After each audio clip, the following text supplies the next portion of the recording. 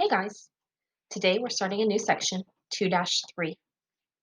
We are skipping 2-2 for the time being. We will come back to it second semester. In this video, we will be focusing on slope. Slope is defined as the change in y divided by the change in x. We are talking about a coordinate plane, and the letter that we use to represent slope is the letter M. So whenever you see a letter M in this class, we are talking about slope. The purpose of slope is to tell you how slanted a line is. So again, it's telling you the change in y over the change in x, or how far a line is slanting. Now, we're going to be given some different things where we have to try to figure out what the slope is. And so I need to give you a little bit more specific of a formula to figure out slope. And so another formula that we use, and maybe this one is familiar to you, is y2 minus y1 over x2 minus x1. And again, that's the change in y over the change in x. Now, the y's and the x's are coming in this scenario from ordered pairs. So I would give you two ordered pairs, and you would try to figure out what the slope was between those 2 points. Another way that we can represent slope is the concept called rise over run. The rise goes on top because the y-axis is the one that goes up and down on a coordinate plane, and then the run goes on the bottom because the x-axis is the one that goes left and right. So these are the different formulas we can use for slope.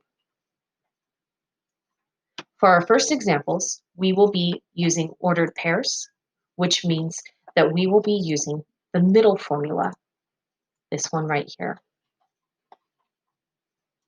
I will show you how to do the first one together, and then what I'd like you to do is pause the video and try the other three on your own. For our first example, what I like to do sometimes, I'll label my ordered pairs so that I know like which one is x1 and y1 and which one is x2 and y2. So ordered pairs are always in alphabetical order with the x first and the y second. And then since this is my first ordered pair, I'm going to put a little 1 next to both of those. In my second ordered pair, again, it is in alphabetical order, x and then y. And since this is my second ordered pair, I'm going to put a little 2 next to those. So here's my x1, y1, and x2, y2. And then I can just, plug them straight into this formula. So my y2 is 2 minus my y1 is 5 over my x2 is 4 and my x1 is 3. So make sure that the y's are on top, the x's are on the bottom, and make sure that you're doing a subtraction problem. Next, I will subtract. So 2 minus 5 is -3, and then 4 minus 3 is 1. Now, sometimes we like to write slope as a fraction, even if it's a whole number, because we like to have that concept of rise over run. So we like to have the two numbers, the top number being the rise and the bottom number being the run. If someone is just asking you for slope, though, it would be okay to simplify this to a whole number. So the final answer for number 1 is -3. At this point in time, pause the video and try numbers 2, 3, and 4 on your own. When you're done, come back and check your answers.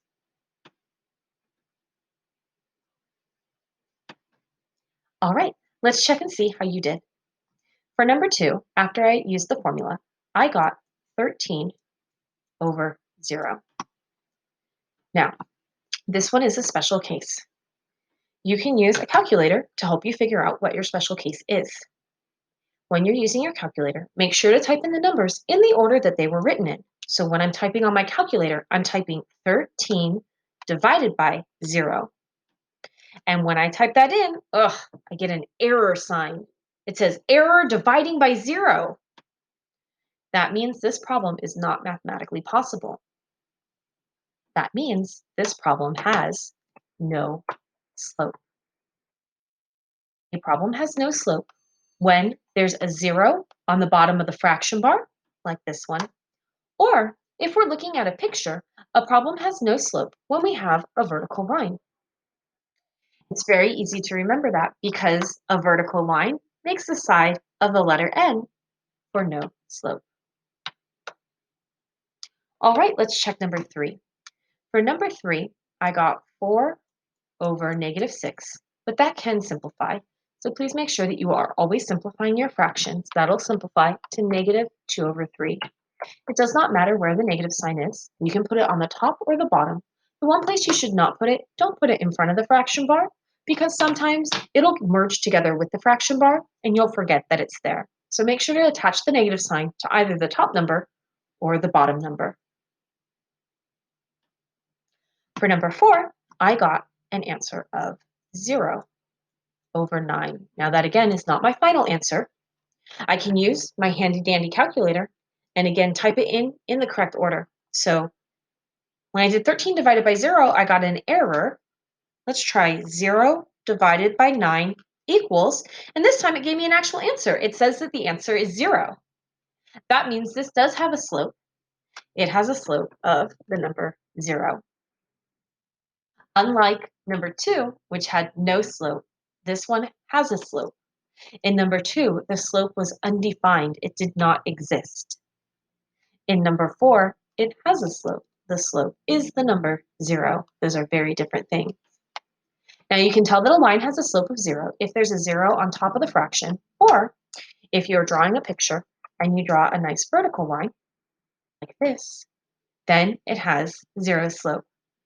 It's easy to remember that a vertical line has 0 slope because a vertical line makes the top of the letter Z for 0. Next, let's take a look at how to find slope given a graph.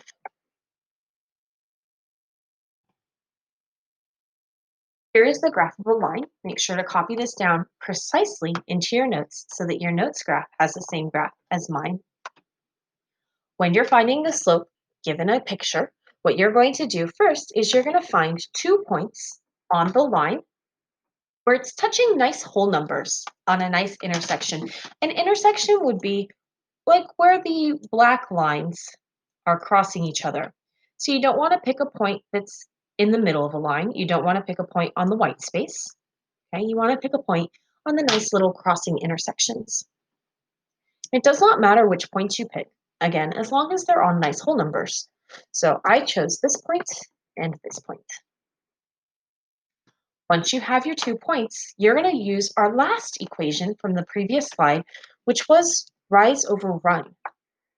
So here we're going to be counting boxes. We're going to be counting the rising boxes and the running boxes. Because rise is on top, I'd like to count rise first. You're basically going to just pick one of the 2 dots to start from. I always like to start from the left-hand dot. It's just a personal preference. So I'm going to start from this dot. And my goal is to get to the other dot by rising and then running. When you are rising, you can only rise straight up or straight down. In this scenario, to get from my left dot to my right dot, I need to go downward. So I rose by going down till I was level with that next dot. Since I was going down, my rise will be a negative number. And again, I'm counting the boxes. 1 box, 2 box, 3 boxes. From this new place, I will be running. Now, when you're running, you can only go left or right. In this scenario, I will be going right. If you always choose the leftmost dot, you will always be going to the right. It makes it a little bit easier for you. Since I'm going to the right and the right is in the positive direction, this is a positive number and it's positive 2. So again, we're counting boxes, 1, 2 boxes. So positive 2 for my run. Then I just take those 2 numbers and I stack them on top of each other. And so the slope of this line is negative 3 over 2. Again, make sure that if you have a fraction that can simplify, that you are simplifying it. And make sure that if your slope is negative, that you are attaching the negative sign to either the top number or the bottom number, and that you are not floating it in front of the fraction. This concludes our first video.